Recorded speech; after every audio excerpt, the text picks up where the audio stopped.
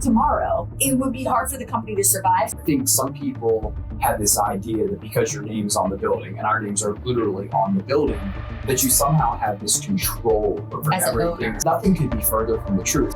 So in this transition training,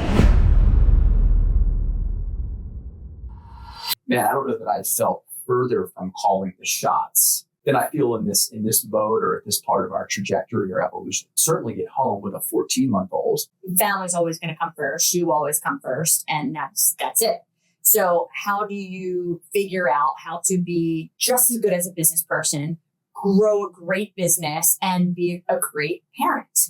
I need to find the right people to be able to put in the right spots to grow the business so I can take a step out of doing the project management and being in the weeds and be the leader that I need to be to grow the business. And that's what I have been working on so hard for the last year is the interviews, the hiring. And now we've got this team in place that's really strong. And so what I've implemented is called transition training. As a business owner, you realize that you just take on so many things and you just do them. Insurance or bonding or just like taxes, so many things that you just do. But then you realize like nobody in the business knows how to do any of this. So if I left tomorrow, it would be hard for the company to survive because so many critical pieces, I only have the knowledge. I only have the key to that door. So in this transition training, which we're doing about bi-weekly, I take the team and we come up with like this theme or this particular topic. Sometimes it's inviting one of our partners in, like a Reggie, our bonding beach, and he's sitting down describing it. But I am pulling back the curtain and showing them, hey guys, this is exactly what I've been doing for the last 9 years. And it's on a monthly basis or it's on an annual basis, or, we're talking about the cadence. We're talking about what it looks like. We're talking about how you actually do it. And then we're assigning ownership to that thing. This is not like, okay, all of you have to understand it. It's like, no, that Chris, you're the lead on it. And Josh, you are the support if Chris is not there to do it. And this is your responsibility moving forward. Let's just say that something happened and one of your very valuable people found themselves somewhere else. The key is the documentation, so you would have some type of plug and play capability and you wouldn't backslide all the way back to you being the only one with that tribal knowledge. At least bonding isn't tribal, but bonding is related to Taylor Construction. Yeah, I mean, and we're all just doing, we're just doing like shared folders. As a small business owner, it would be easy to make the assumption for a second that everybody will be there forever. And you glaze over that. Right. That's the part that sucks. Like that documentation part sucks. And it's not fun, and therefore it could be easy to miss or not execute in a moment. And then something happens or there's turmoil or change, and you think, oh my gosh, I can't believe that I didn't put those breadcrumbs in place for the next person to follow and catch up to where we are.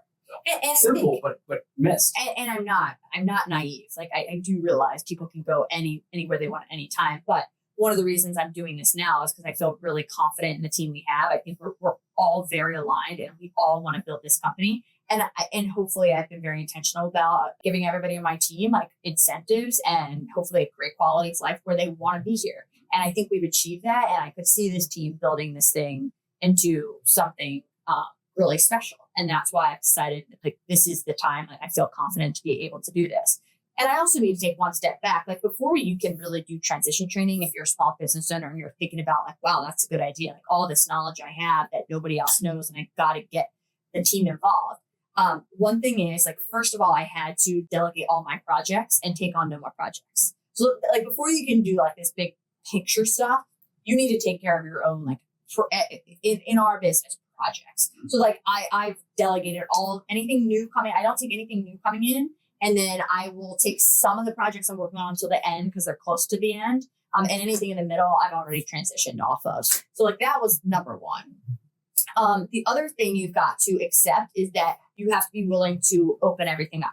So you're showing your books, your financials, like you cannot do this if you're not open and honest. And really, if you have something to hide, there's probably an issue there in general. Some aren't comfortable with opening that up or maybe only want to do certain pieces, which I get. But for me, I have to show the team everything. That's really the only way you can let people in and allow them to do the things I'm asking everyone to be able to do in my absence. Because what I'm going to be able to do in this process is really, to a degree, I will always have my finger on the pulse, but be a little bit absent to be able to build DC. It's the only way we're going to get there. When I think about businesses that have gone through that progress, what you realize as the sole proprietor, at some point, each of those roles, like right now, I have 3. I'm still the president of the company. I have an $8 million territory, and momentarily, or maybe not momentarily, I also have the chief revenue officer piece. When you're growing the business or involving the business, there's a chance that none of those are exactly full-time jobs yet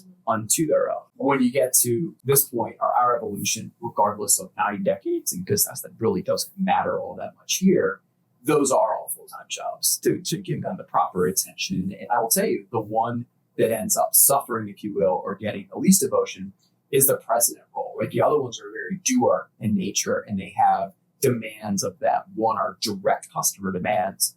The other ones are the demands of supporting a sales organization who are also responding to customer demands.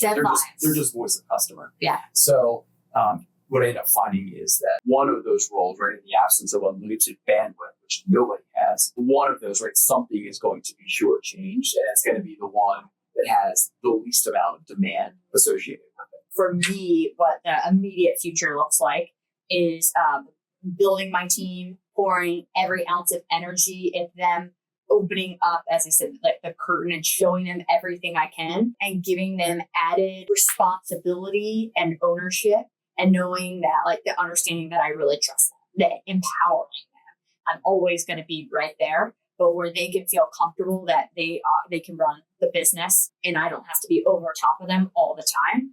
And then that can allow me to go build this new business that they too are going to be all a part of and all benefit from. But it's really just pouring like all that trust and energy and time into building like my team into leaders, because we finally have that team in place to be able to do that.